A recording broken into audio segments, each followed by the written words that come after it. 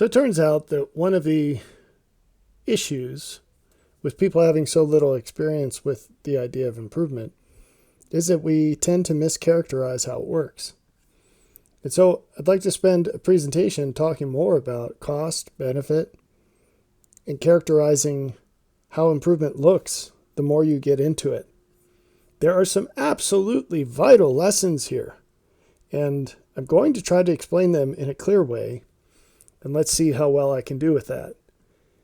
So first, let's use this graph to introduce two ideas which you may or may not already know.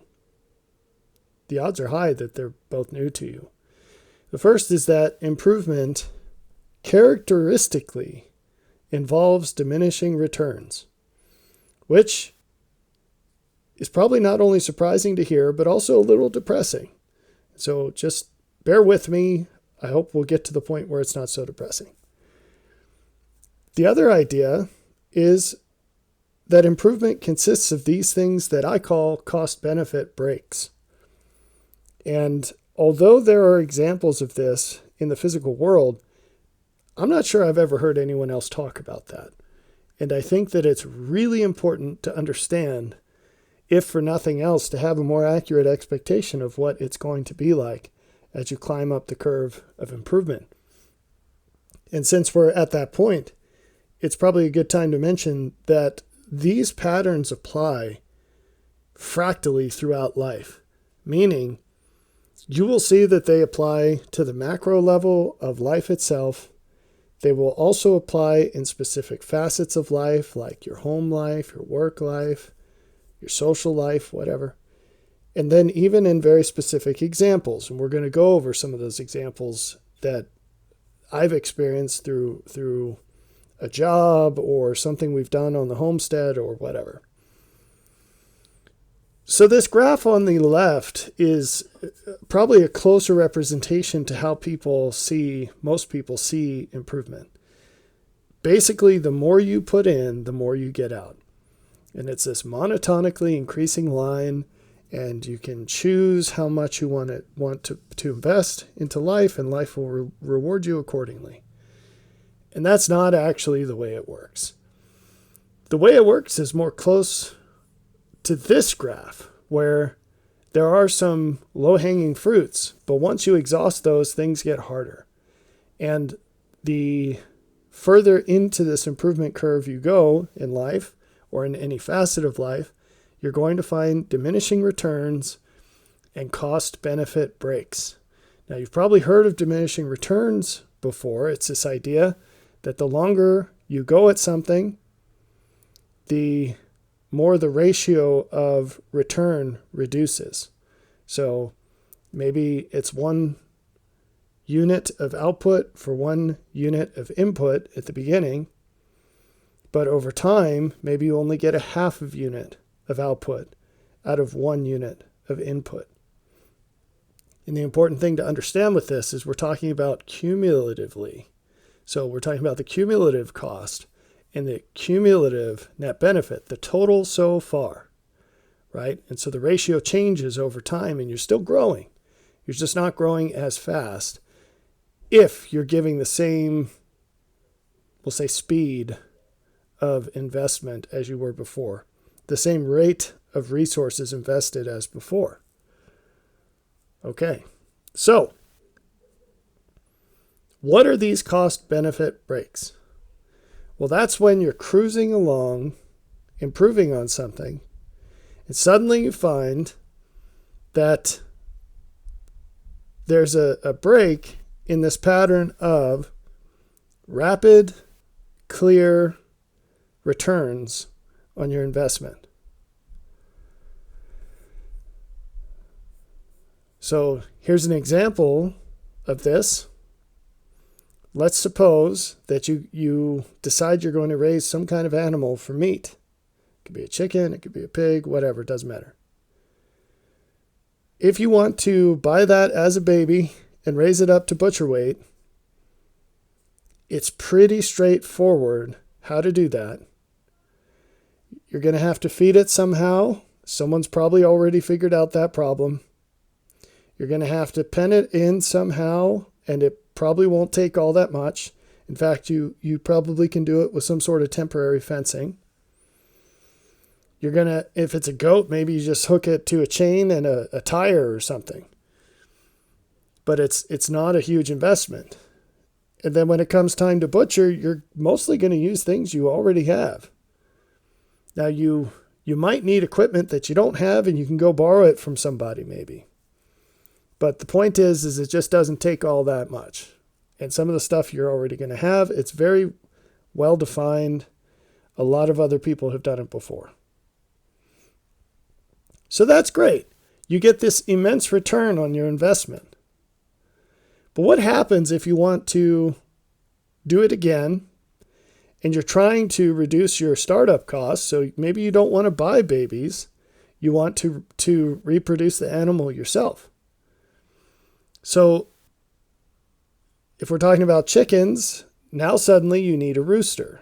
And if you're going to get a rooster, economically, you better have a bunch of hens, maybe 10 or 20.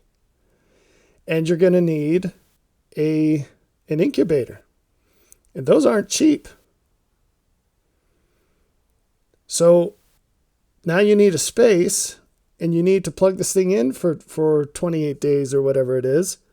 I can't remember. I really should know that off the top of my head. And then you're going to have to raise chicks. And if you just bought them from the store, you didn't have to do any of that, right? So now when it comes time to feed them, first you need a place to put a lot more of them.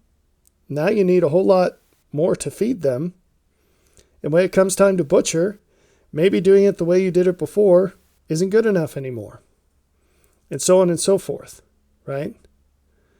And so you get this gap because there isn't a continuous path of growth from what you were doing before to what you need to do to scale up or to do whatever the next best thing is. It's a leap. It's a lot more cost, and it's just the next step of benefit. It's not a leap in benefit. It's just the next piece of benefit. You see how that works? And we could talk about other forms of meat processing, but the idea is the same. If you just want to butcher one pig, you can do that with an inexpensive gambrel that you might already have if you hunt deer. You know, you probably have everything you need to do one pig. You might need a nice grinder. Maybe you can borrow it. But if you really wanted to, you could do it by hand. But you jump up to 5 pigs, that's a different world. If you want to have a reproducing boar, that's a totally different setup. You have to have multiple females to make that worthwhile, because that male is going to eat a lot of feed. He's going to be huge. And again, you could just go through any animal you want. There are so many examples of these gaps in life.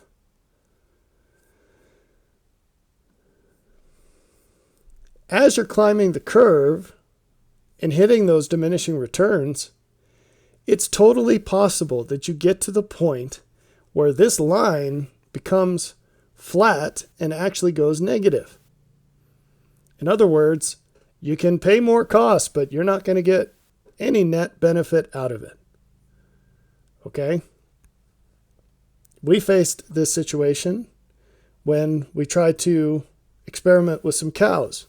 These were meat cows, not milk cows. But I got a screaming deal from this farmer who was exiting out of farming. He's an old guy. And he sold me 2 calves, basically. And we were going to raise those up, and they were females. So we had thought about the possibility of breeding them, which would remove the startup cost of having to buy the live animals each year. Well, I didn't have a trailer to move the cows, so I had to borrow one, but I have a friend who has one. And I already had a trailer that I could move the hay with. And we had enough space to get these cows started. And we raised them up for a little over a year, and we butchered them. It went great. The reason we did it is we ran the numbers, and it yielded grass-fed beef for less than $4 a pound. You can't beat that. Now, again, there was work involved, a lot of work, but it was work that had added benefit for my children to do. So they could learn how to do all of these things, and it's good responsibility and whatever. And then there was also added benefit of the manure from the cows, because we're trying to build up our soil. So if it went so well, why not continue? Well, because it's not sustainable. There isn't an unlimited number of ranchers trying to get out of cows and selling hay for less than market. And to try to scale that up would require resources that we don't have, and also removing resources from things where they work better, taking away things that work better as they are. So our land is all set up basically for what we're doing with it already. And to change the fences out and change the way we do things from the crops and chickens and pigs that we have to cows, it'd be totally different. Cows, for instance, will destroy all the trees that I've planted because they're not mature enough to take their scratching. So it doesn't make any sense. It's just not worth it. Now, something being not worth it, that's not the same as just quitting something or saying it's good enough as is, and we're going to get to that. When you say something is good enough, it should absolutely raise red flags in your mind. Okay? They're basically using this graph. There are two forms of good enough. The first one is a horizontal line. And that says, I have enough benefits and I don't need any more. Okay? But what are you really saying when you say that? What you're really saying is, I'm trying hard enough and I don't want to try any harder. So that version of good enough, I have enough benefits, is actually the same as the other. It tends to be the same as the other version, which is I don't want to do any more. That's good enough version 2. It's a vertical line. So for my own life, an example of good enough version 1 was when I was a tenure track professor on my way to tenure, and I had an opportunity to start a business outside the university. Very few people would see that as worthwhile, but not because they've calculated the cost benefit. They dismiss it as not worthwhile, which is a misuse of the word, by the way. It's quite dishonest, because they already have what they need. And so now we're suggesting that there's this difference between optimizing toward the best that you could do and optimizing towards what you think is good enough instead. And here's a clue. Almost no one optimizes for what is best. Almost everyone is optimizing for what they think is good enough. And that is an absolutely enormous problem. It's bigger than we can make it out to be. The words don't exist to suggest how big it actually is. Here's the issue.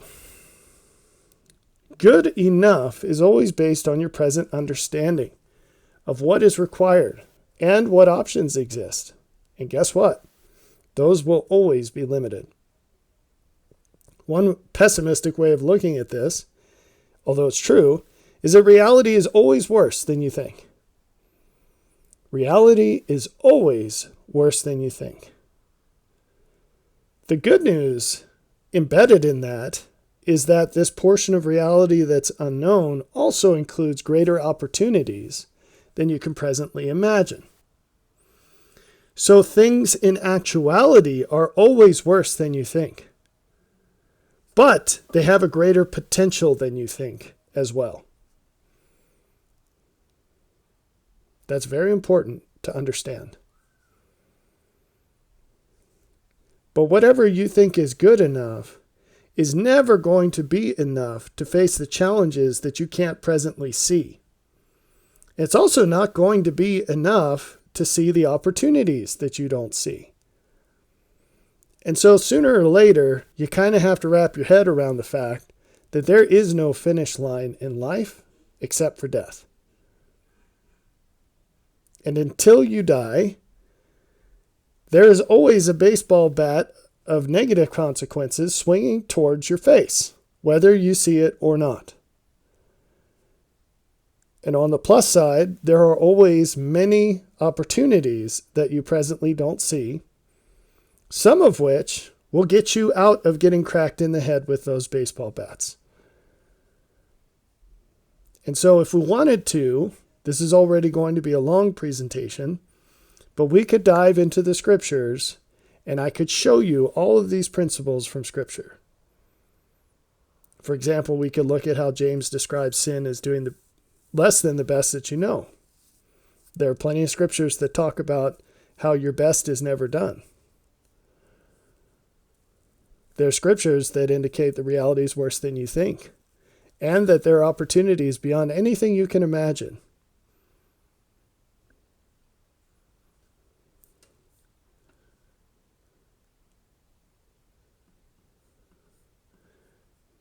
This tagline shouldn't be here, sorry.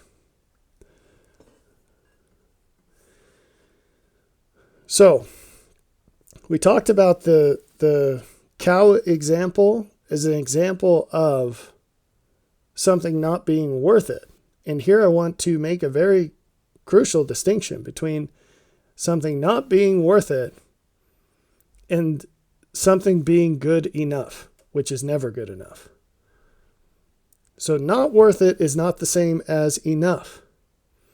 Something being not worth it, that's actually a valid reason to discontinue it. If the costs exceed the benefit, it is not worth it. If the thing displaces something that would have a greater net benefit, it's not worth it. That's an important point to underscore. Something can have a net benefit and still not be best.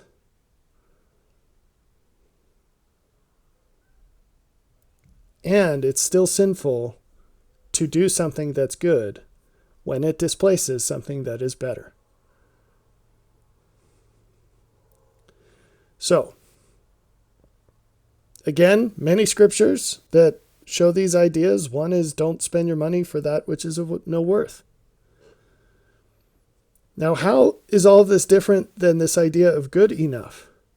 Well, again, I mentioned this before, but on the graph, not worth it is a line with a negative slope.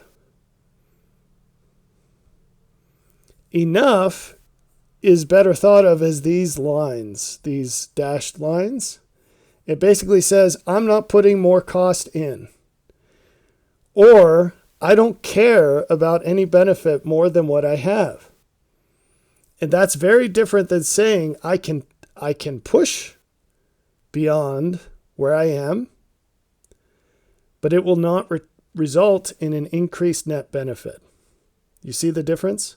Or it will require me to ignore something that would result in a greater net benefit.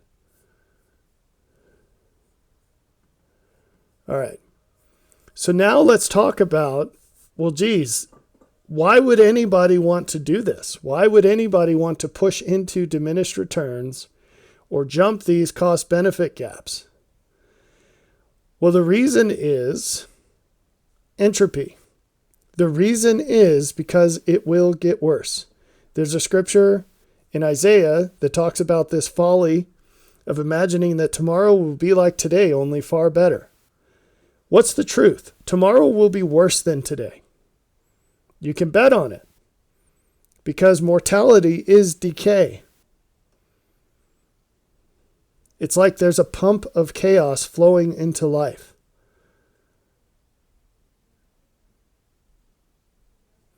There are so many examples of this. So suppose you're working and you're making enough money, whatever that means to you. Well, how secure is your job? So I mentioned I was a tenured professor. I got tenure. And then I lost my career. Unexpectedly, unjustly, because of things that had nothing to do with work. Because I was preaching the gospel on the side. And it also led to the loss of my company that I mentioned, this startup. So was I doing well enough as a tenured professor? No. And thank goodness I started the company. It kept us alive for another 3 years. So that all shut down a year ago this October. And for this entire year, I've been doing these presentations and continuing to write books and receiving donations for that, which you can help at upwardthought.org/donate if you feel so inclined. But you don't stop. You just keep getting better because you never know what's around the corner. The question isn't whether it's good enough, but whether it can be better. You might think, well, didn't Jesus preach against this? He said, don't build bigger barns. Well, first off, improvement is not just a question of money. Improvement is a question of character, fundamentally. But second, since the dawn of time, mankind has been charged to make things as good as we can. That's how we glorify God.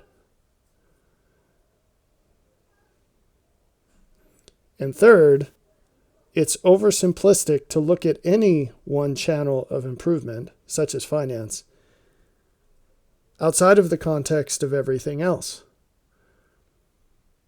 If you're going to build bigger barns, that is going to come at a greater cost than just what you're spending your money on. It's everything that you choose not to do instead. So that's going to turn away from whatever the needs of your family are and whatever the needs of other people are. And that's why it's bad in the context of the parable as Jesus taught it. It's not bad to build things in and of it themselves. It's only bad when it displaces something more important. All right, but back to this idea of entropy.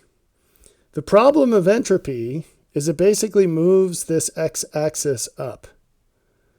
It comes for you. It erodes the value that you have in life. So basically, if you aren't moving, it will overtake you. It's like the bad guy in a horror movie. He might be walking slowly, but he's going to catch up the second you stop.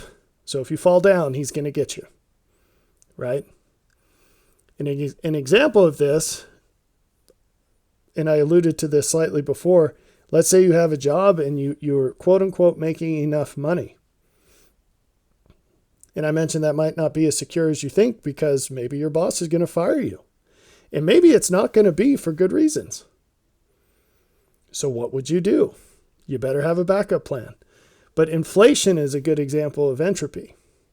It's not going away. It's just going to keep going. And so if you're not getting raises that exceed inflation, and you haven't in the last 5 years, and looking forward, there's nothing on the outlook that shows that you're going to start getting these enormous raises, well, then you need to start thinking about what else you can do for money, because it's going to catch up to you. And you either need to radically reduce your spending or radically increase your earning, or both. It's probably a both situation. Now, I was talking to a friend recently who was lamenting some recent unexpected expenses on his vehicles. And he's a really frugal guy, and he's got a system worked out where he pays a little less on car insurance, he pays a lot less on his cars, and does all this stuff to save money. And he got hammered with an unexpected cost, and it's probably going to be recurring for one reason or another. But it didn't surprise me. We live in a world where all the normal things are just going to keep costing more. And the old solutions to the problem are not going to be sufficient anymore. That's a pattern. So you want to keep going even if you have diminishing returns, because you never know what's going to happen tomorrow.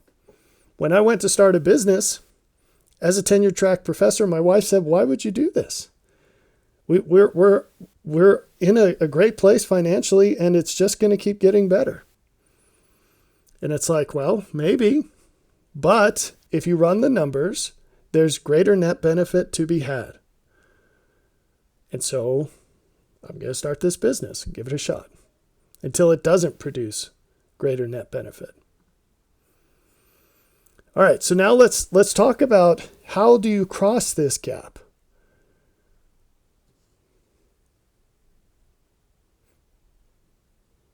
This is not necessarily an exhaustive list, but in my mind, these are the big ones. You can find an example of someone who already has. And what that does is it kind of sketches a connecting line where you can see more clearly and believe more strongly that it's going to be worth it, whatever we're talking about, whatever specific situation of improvement. You can improve your critical thinking, which has the same effect. If you get really good at reasoning and you get really good at shutting down random emotions, then you can work through very difficult things just based off of your reasoning. You can increase your trust in God's justice, which is, I think, very closely related to both of the previous examples, because you're looking at the example of Jesus Christ and all righteous people who have ever lived. And also, in order to lean on God's justice, you need to understand the laws of cause and effect. Because justice is what is deserved. It's not what is wanted. It's what is deserved. And then finally, one that most people wouldn't sign up for is suffering. Suffering basically has the opposite effect of entropy. So let's check it out in detail. How does the example of others make it easier for you to jump over these gaps?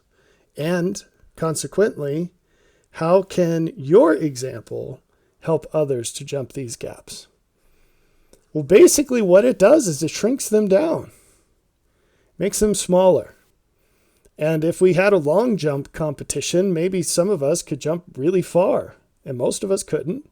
There'd be a distribution. But basically what your example does is it moves the line closer to the starting point, so more people can play and win.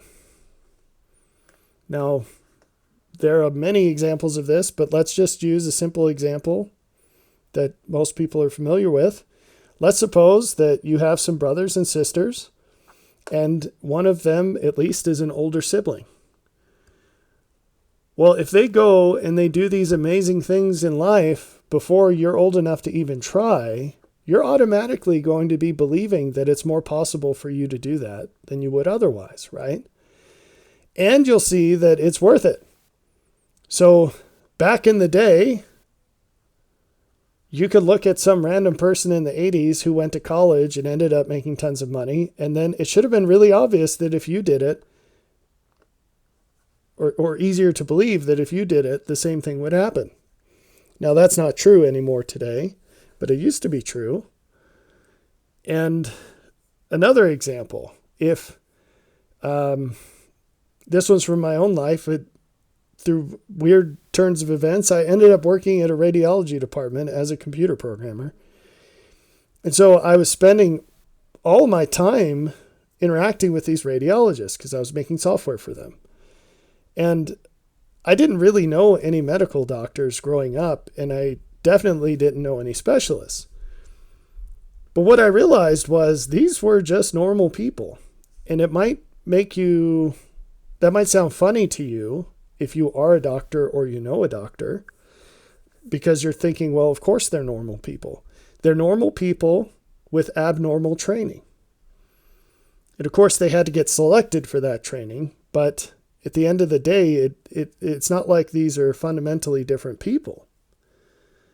And growing up in the socioeconomic status that I did believe that they were different people until I met a whole bunch of them. And so that's an example of this shrinking gap.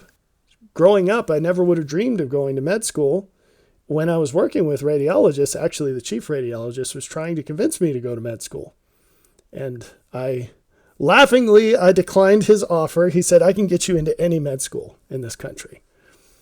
And he was a really big deal, that guy. And I said, no, thanks. I never want to be on a college campus again for the rest of my life. I guess I got my wish eventually, but in the meantime, I went back to school, got a master's PhD, and then spent 8.5 years as a professor. So maybe I should have become a radiologist. Who knows? Anyway, so you can shrink these gaps. In this one, I left blank just to be brief. The next one too. I hope it's obvious how improved critical thinking makes it easier to improve. But in case it's not, here's a little hint. It helps you find greater net benefit. And I won't spend more time on that. I've talked about it a lot in the past. I'll talk a lot more about it in the future, but I just want to keep this presentation shortened. The next one is that increased trust in God's justice makes it easier to improve. And the way it does that, it gives you increased confidence that increased cost yields increased benefit. So if God is just and you're doing good things, then your situation will be improved. Okay? All right. So finally, let's talk about suffering. How does suffering make it easier to improve? Well, I mentioned it's kind of like the inverse of entropy. What entropy does is it robs your net benefit. It reduces the net benefit. It's like a hole in your bucket of water. Okay? It takes more to get the same thing out. What suffering does is it increases the benefit of the same old things that you didn't think were very valuable before. So I'll give you an example. Let's suppose that through whatever situation in life, you no longer have access to hot water.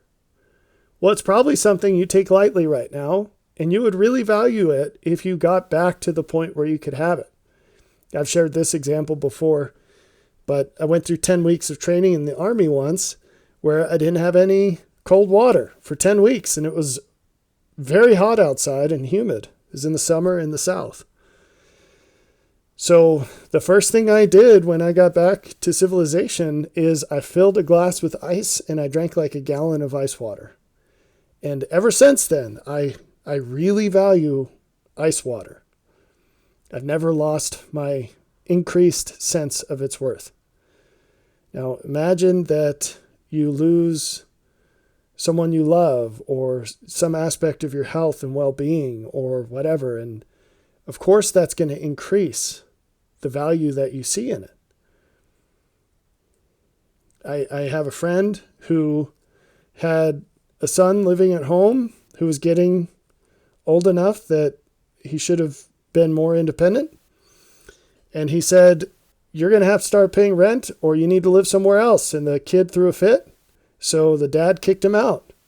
Less than a year later, the kid was pretty excited about the opportunity to move back in and pay rent. Why? Well, the rent was less than market, plus pretty good roommate. You see, he suffering caused him to value what he tossed aside much greater than he did before. It's the prodigal son, right?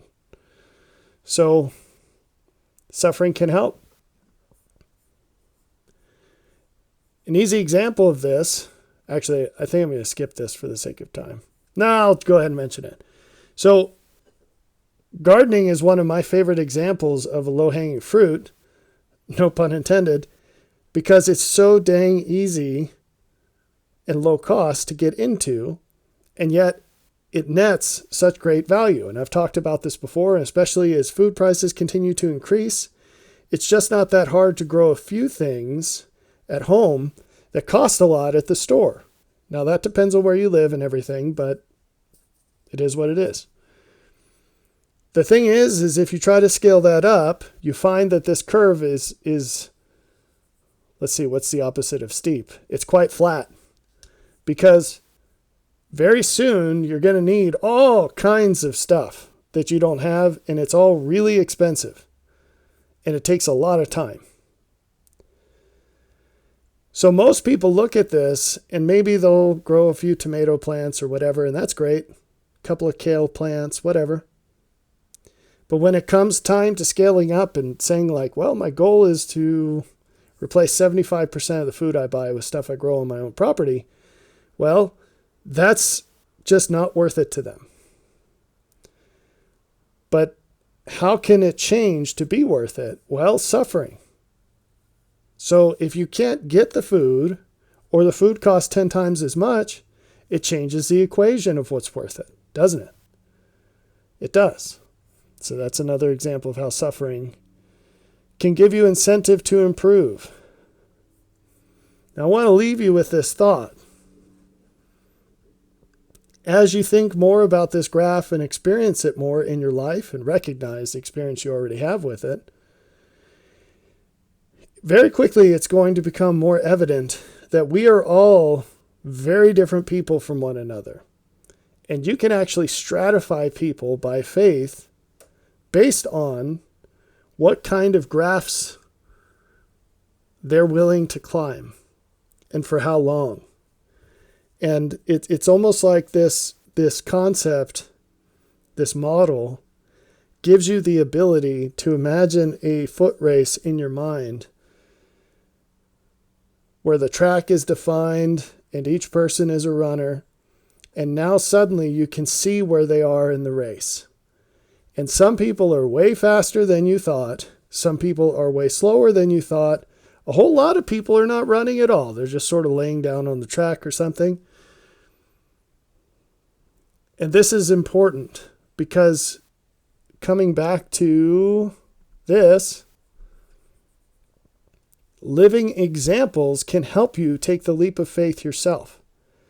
And so we are charged to become those living examples, demonstrations of the glory of God.